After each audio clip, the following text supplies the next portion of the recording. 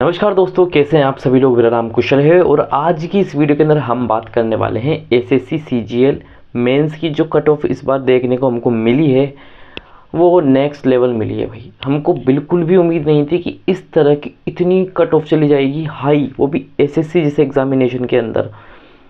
इसके रीज़न के बारे में बात करेंगे कि ऐसा क्यों हो रहा है और मैंने कुछ पॉइंट्स लिखे हैं जितना मुझे लगता है। ठीक है, देखो इस बार 2024 के अंदर सिर्फ मेंस ही नहीं, प्री की भी कट ऑफ अच्छी खासी गई थी। जिन लोगों ने एग्ज़ाम दिया उनको पता है कि बहुत ज़्यादा दोनों के अंदर ही गई थी, क्या प्री और क्या मेंस। दोनों के एग्ज़ाम जो है, दोनों के कट ऑफ जो है ना बहुत अच्छे खासे लेवल पर गए थे। और अभी एक बात याद रखना, हर साल एसएससी की जो कट ऑफ होगी वो हर साल हाई जाएगी, कम तो नहीं होने वाली। ठीक है, अभी इसका रीज़न बताऊंगा मैं ऐसा क्यों हुआ इस बार।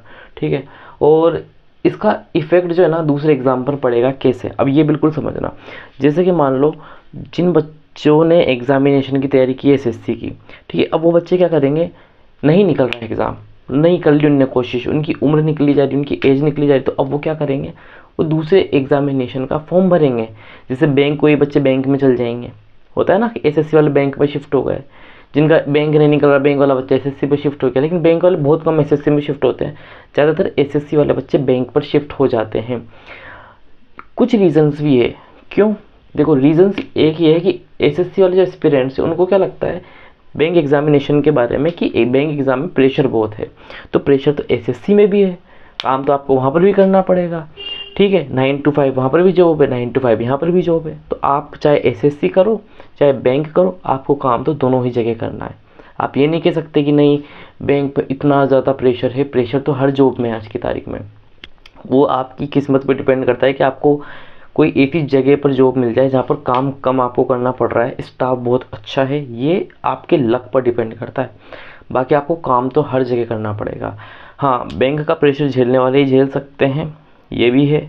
ठीक है, एसएससी में प्रेशर है, अब तो सब जगह हो गया प्रेशर। आप किसी भी बैंक में या एसएससी किसी भी एग्जामिनेशन का तो आपको काम करना पड़ेगा। ठीक है, ऐसा नहीं है कि बस नौकरी लग गई, काम नहीं कर रहे हैं, सैलरी आ रही है, काम करना पड़ेगा। ठीक, और जो एसएससी वाले बंदे उनके लिए मेरा जो पर्सनल रिकमेंडेशन है, भाई तुम सेकंड प्लान रखो अपने पास, एक बैकअप प्लान रखो। बहुत इंपॉर्टेंट हो जाता है, सिर्फ एसएससी वाले नहीं, बैंक वाले बच्चों को भी ये चीज़ करनी है। मान लो आपने 4 साल 5 साल तैयारी की एसएससी की, नहीं निकला एग्जामिनेशन, क्या कर लोगे आप। कोई दूसरा प्लान है तुम्हारे पास, तुम करोड़पति हो भाई, बहुत ज़्यादा करोड़पति हो, नहीं भाई कर लेंगे, बिजनेस कर लेंगे खुद का। अब तुम खुद सोचो कि अगर तुम 4-5 साल सरकारी जॉब में ना दे करके किसी प्राइवेट जॉब में दे रहे होते तो आप अब तक तो खैर सैलरी बहुत बढ़ चुकी होती, बहुत अच्छा कमा रहे होते ना।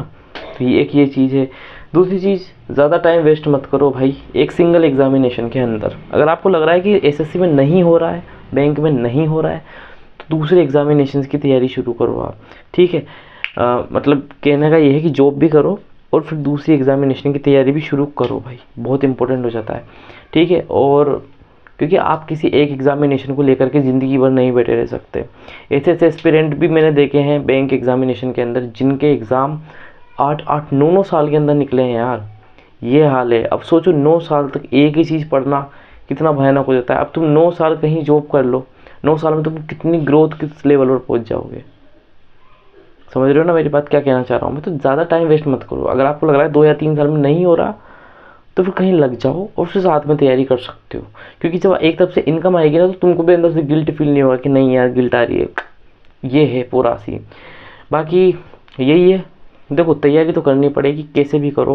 मैं ये भी नहीं कह रहा कि तुम फॉर्म मत भरो, पढ़ो ही मत, छोड़ दो सारी चीज़, नहीं, ऐसे थोड़ी ना काम चलता है। मैं डीमोटिवेट नहीं कर रहा हूँ, मैं सिर्फ एक्सप्लेन कर रहा हूँ सही चीज़ कि आपको क्या करना है, किस तरह से करना है। अगर ये नहीं तो कोई दूसरा ऑप्शन ढूंढो, दूसरा नहीं तीसरा ऑप्शन ढूंढो, चौथा 5वां 6वां जो ढूंढना है ढूंढो, लेकिन ढूंढो।